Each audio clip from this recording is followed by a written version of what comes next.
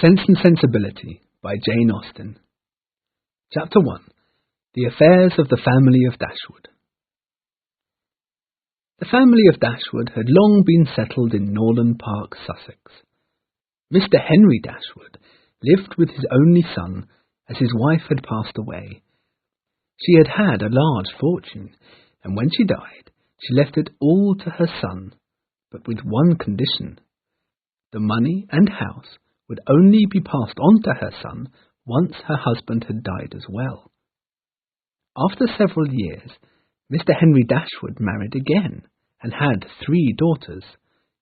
His new lady had no money at all, and he understood that, to his daughters, he would not be able to leave much on his death.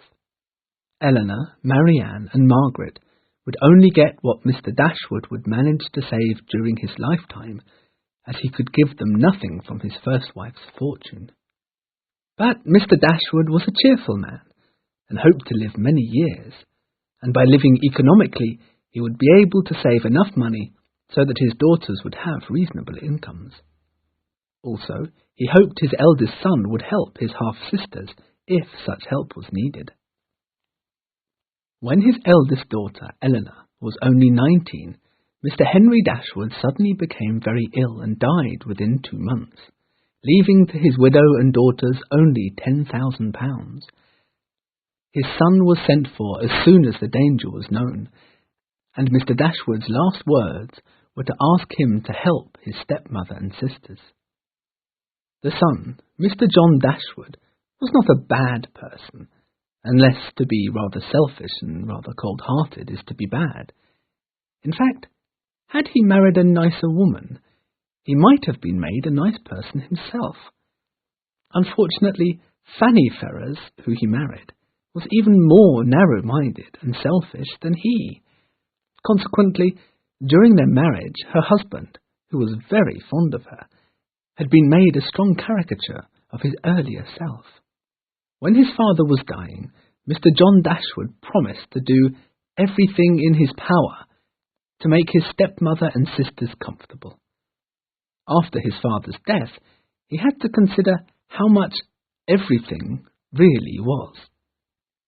At first, he thought he could give them £1,000 each.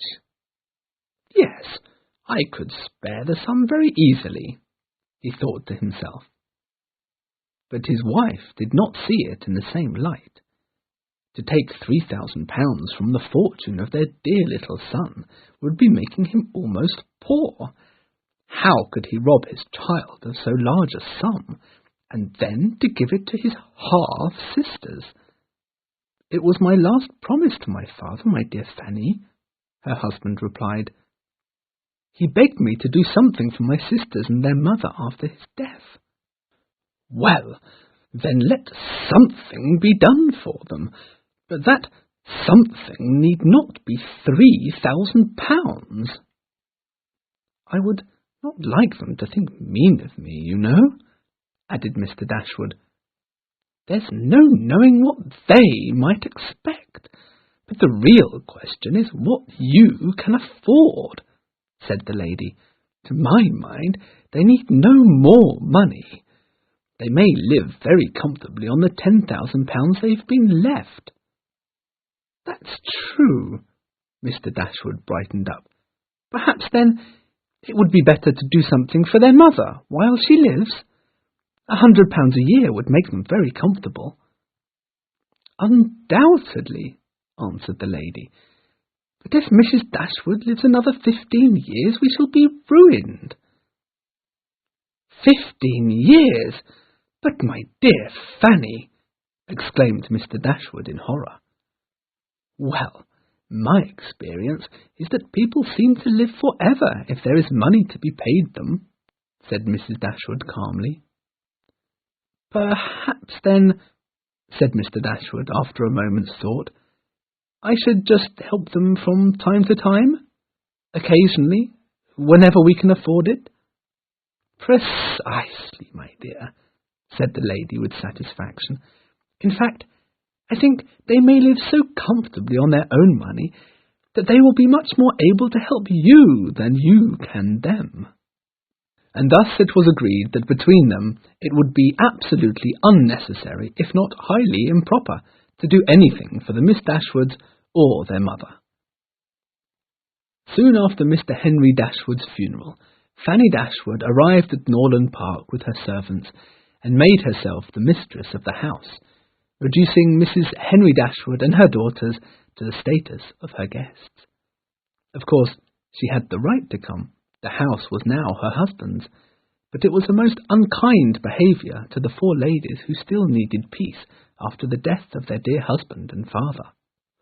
Mrs. Henry Dashwood, the widow, who felt everything in double strength, whether it was joy or offence, wanted to leave the house as soon as she could. She immediately started to look for a new house for her and her daughters, inexpensive enough for her to afford it. The task was not easy, though, and in the meantime the ladies had to stay in Norland Park and put up with Fanny Dashwood. It was a little easier when Mr. Edward Ferrars, Fanny's brother, came to visit them. Edward was totally unlike his sister. He was a gentlemanly young man, kind-hearted and sensible, even if not very handsome. Mrs. Henry Dashwood soon noticed that he showed much interest in her elder daughter, Eleanor, and that Eleanor was beginning to fall in love with him too.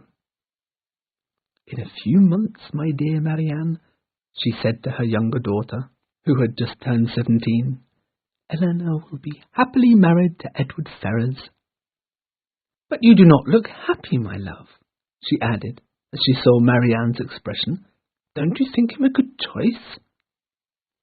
"Edward is," said Marianne with hesitation, "the most kind-hearted person in the world. But he has not the spirit which a young man ought to have.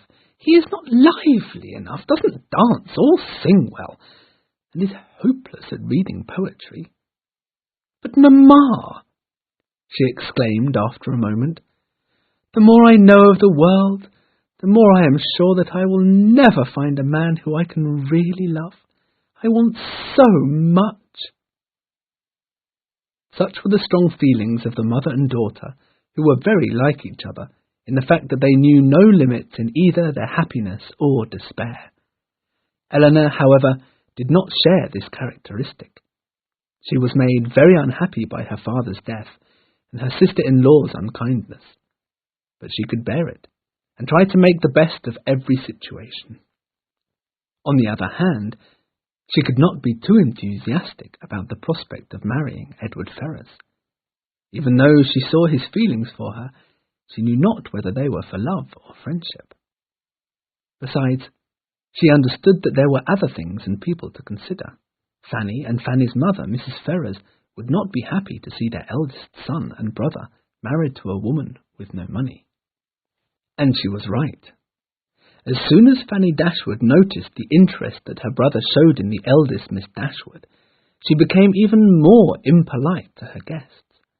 One morning she mentioned quite directly how her brother shall be protected from any young girls who tried to marry him. Mrs. Henry Dashwood could bear it no longer, and replied that she and her daughters were moving out of Norland the next day, as that very morning she had received a letter which would make it possible.